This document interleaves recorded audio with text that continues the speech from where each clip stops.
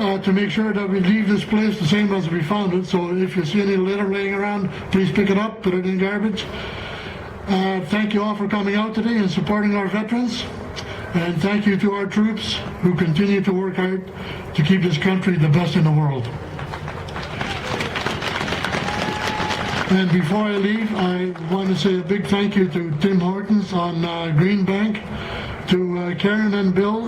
They gave us a good deal on the coffee, of which there's a lot left up here on the right. Thank you all.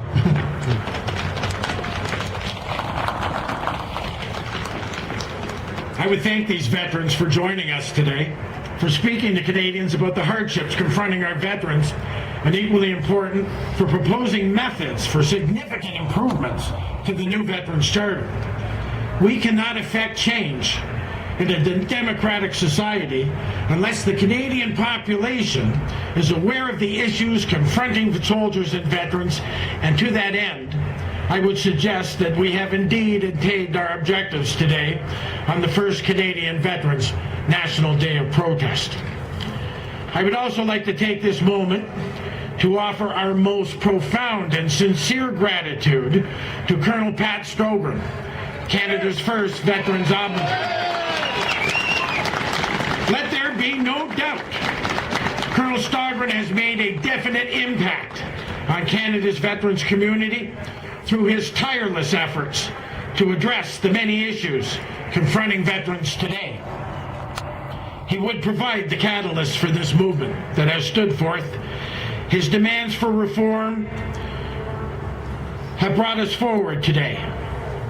This week, Colonel Stogren presented an 11-point plan for the future, a roadmap that we can only hope is considered by Chief Warrant Officer Guy Perron, as sadly, our quest to have Colonel Stogren tenure as Veterans Ombudsman extended has not been successful. Let us be mindful of an old axiom about command: that respect is earned, not given. Let us hope that Chief Warrant Officer Perron will earn the same degree of respect from veterans that Colonel Stogren has earned, that he will be as tireless in championing effective changes to the new Veterans Charter as was Colonel Stogren, that he will possess the intestinal fortitude and courage to stand up for our veterans as has Colonel Patrick Stogren. Let us pay our compliments to Colonel Stogren in regimental fashion. Let us raise our voices in tribute. 3 cheers for Colonel Pat Stogren. Hip hip! Hip hip! Hip hip! And the Order of Canada, too. There may come a time in the future where we, the veterans of Canada, will once again be required to heed the Patriots' call. That the message that we have sent to parliamentarians today may very well fall upon deaf ears. And another message, one of greater significance, one of greater intensity, will be required. We are warriors. Adversity is not our enemy, it is our friend. There will be many skirmishes before the bond of trust between veterans and our government is restored. I know it, you know it, Canadians know it. Yet we are veterans. We have been seasoned by trials and tribulations of many campaigns, individually or as a team. We have confronted adversity across the globe, and we have prevailed. We will prevail again. Our resolve as veterans is not in question. Our commitment to those to whom we have passed the torch is not in question. Our determination to improve the lives of our veterans who are experiencing unnecessary hardship through the new Veterans Charter is not in question.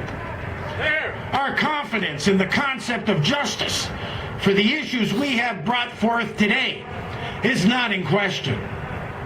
We have united. Our voices are as one, steadfast, true to the Patriots' Code. Should this message for justice not be heard, should this message for justice be ignored, dismissed, belittled, criticized, impugned by those who would defend the indefensible, be advised, We, the veterans of this nation, will not abandon the course of justice. We, the veterans of this nation, will not abandon our troops during this time of war. No, we will stand forth, stand righteous, stand up for them with true patriot love.